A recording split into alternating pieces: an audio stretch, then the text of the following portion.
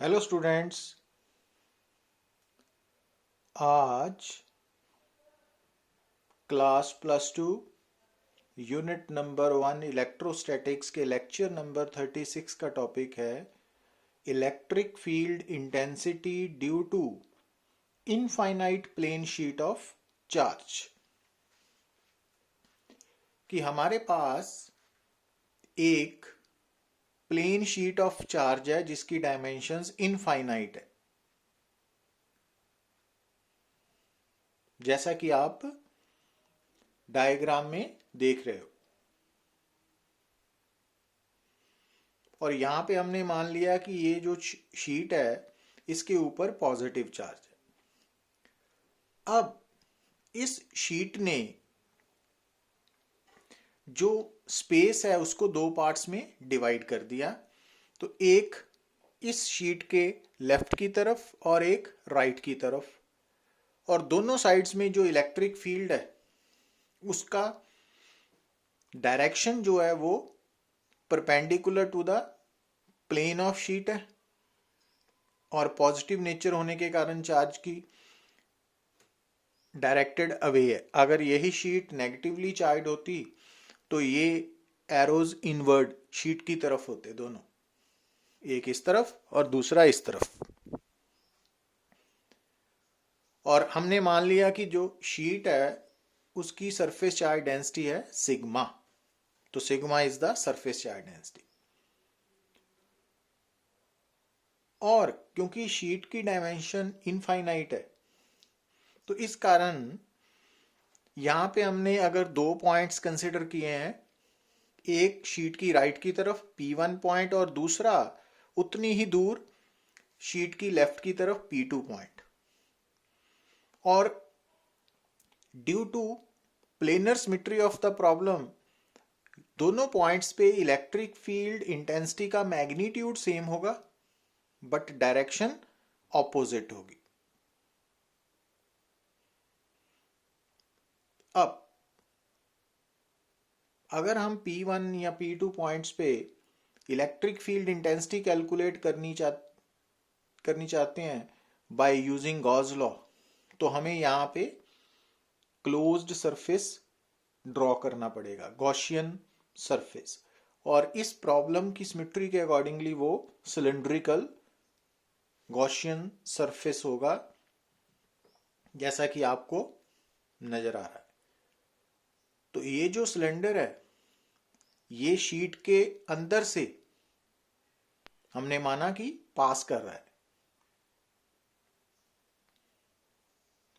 और जो P1 P2 दो पॉइंट्स हमने एज्यूम किए थे on either side of the sheet, ये दोनों पॉइंट्स इस गॉसियन सिलेंडर S के प्लेन सरफेसेस पे लाई कर रहे हैं। और हमने ये मान लिया कि जो ये गॉसियन सिलेंडर है इसका एरिया ऑफ क्रॉस सेक्शन वो A है, और P1 P2 दोनों पॉइंट्स पे इलेक्ट्रिक फील्ड इंटेंसिटी का मैग्नीट्यूड E है, इक्वेशन नंबर A, और ये 1 है।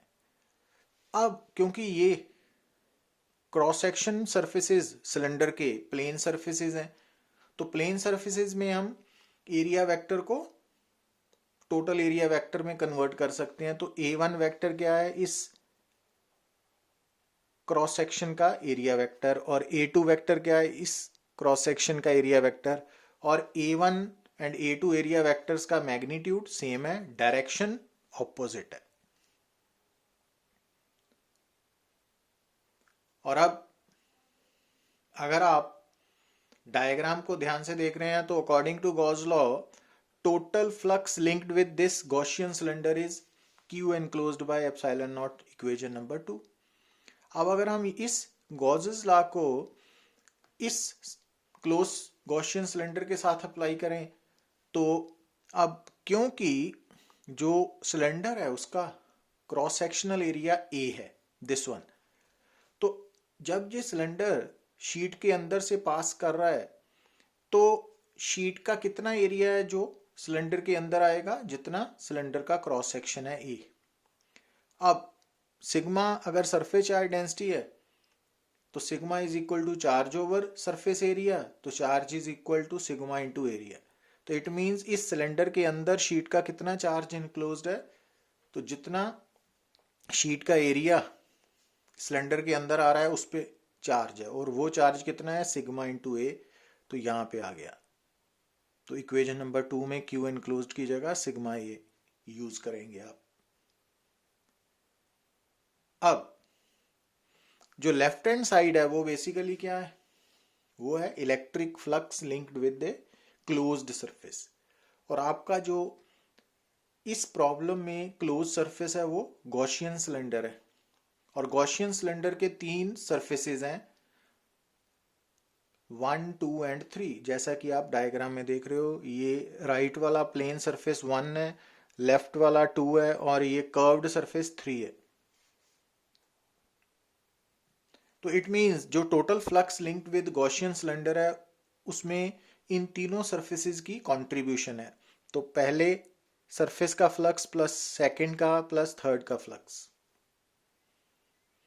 अब फाई 1 की वैल्यू निकालने के लिए क्या करेंगे हम, अब क्योंकि जो फर्स्ट सरफेस है वो प्लेन सरफेस है lying in uniform electric field, तो हम E1 vector dot A1 vector, अब E1 और A1 वेक्टर का जो मैग्नीट्यूड है वो लिखा हुआ है इक्वेशन 1 एंड A में, और दोनों क्योंकि E1 vector and A1 vector same direction में है तो cos 0 डिग्री, तो EA आ जाएगा इक्वेशन नंबर 5।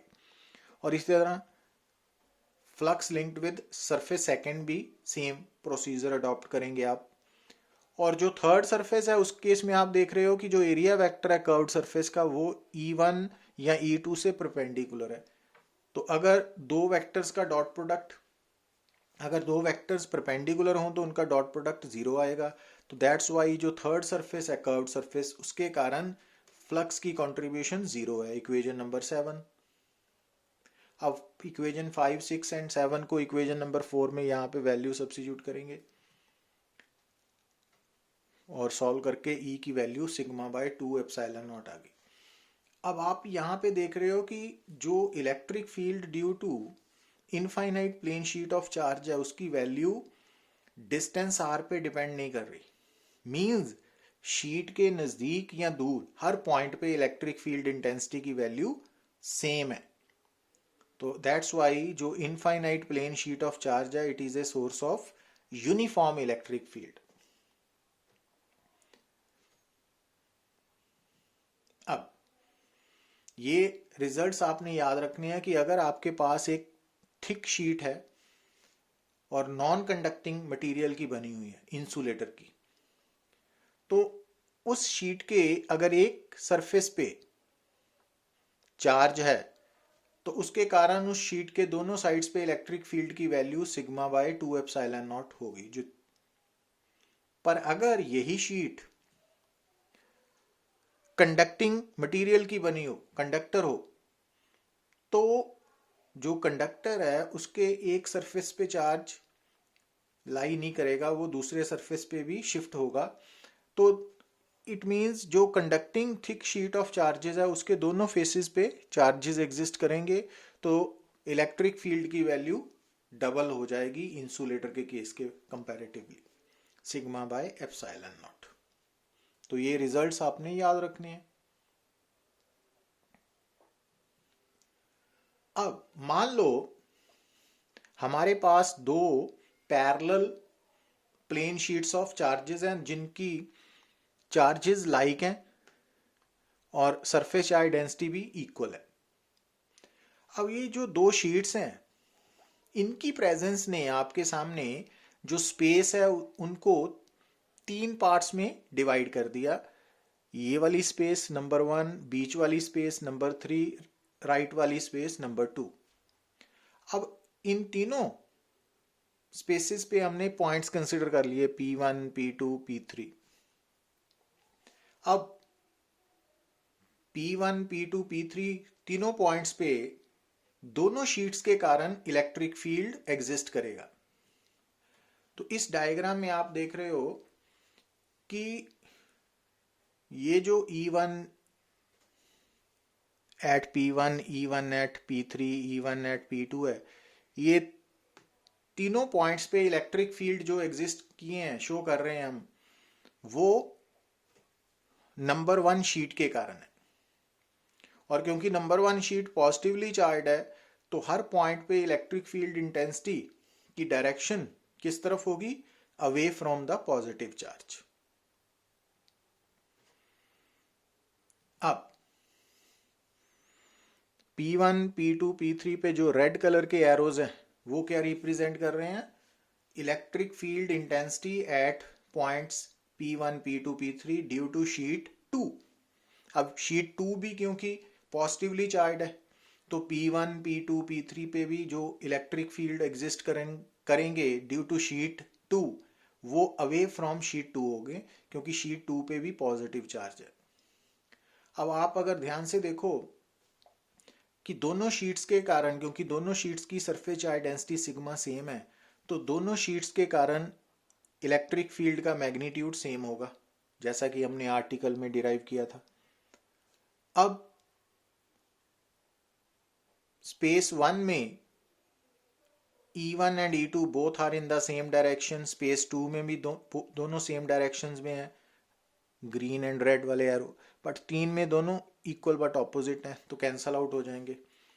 तो इट मीन्स जो स्पेस 1 एंड 2 है वहां पे इलेक्ट्रिक फील्ड एग्जिस्ट करेगा, बट बीच में इलेक्ट्रिक फील्ड 0 हो जाएगा। और ये कब होगा? जब दोनों शीट्स पे सरफेस चार्ज डेंसिटी इक्वल होगी और नेचर सेम होगी, लाइक होगी। और ये रिजल्ट दोनों नेगेटिवली चार्ज शीट्स के लिए भी एप्लीकेबल होगा। अब अगर एक शीट पॉजिटिवली चार्ज है, दूसरी नेगेटिवली चार्ज है, बट दोनों की सरफेस चार्ज डेंसिटी मैग्नीट्यूड में सेम है, सिग्मा है, एक प्लस सिग्मा है, दूसरी माइनस है ना, तो इन दोनों शीट्स की प्रेजेंस ने भी क्या किया? स्पेस को 3 पार्ट्स में डिवाइड कर दिया, 1, 2 एंड 3। सेंटर वाली 3 है। अब यहां पे हमने अगेन 3 पॉइंट्स कंसिडर कर लिए, P1, P2, P3। अब P1, P2, P3 पॉइंट्स पे एक तो शीट नंबर 1 के कारण इलेक्ट्रिक फील्ड होगा, ग्रीन वाला, और क्योंकि ग्रीन प्लेट पॉजिटिवली चार्ज है, तो उसके कारण इलेक्ट्रिक फील्ड की डायरेक्शन हर पॉइंट पे किस तरफ होगी? Away from the positive charge, जैसा कि आप डायग्राम्स में देख रहे हो। अब P1, P2, P3 पे रेड कलर की शीट के कारण भी इलेक्ट्रिक फील्ड होंगे। अब क्योंकि रेड कलर की शीट नेगेटिवली चार्ज है, तो उसके कारण इलेक्ट्रिक फील्ड की डायरेक्शन किस तरफ होगी? Towards the negative charge. अब स्पेस नंबर 1 और 2 में E1 and E2 cancel out करेंगे, ऑपोजिट है, बट 3 में बीच में सेम डायरेक्शन में है, तो सम अप होगा।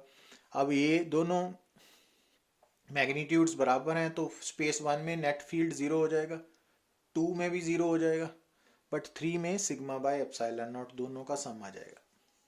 तो ये रिजल्ट्स आपने याद रखने हैं। Thank you.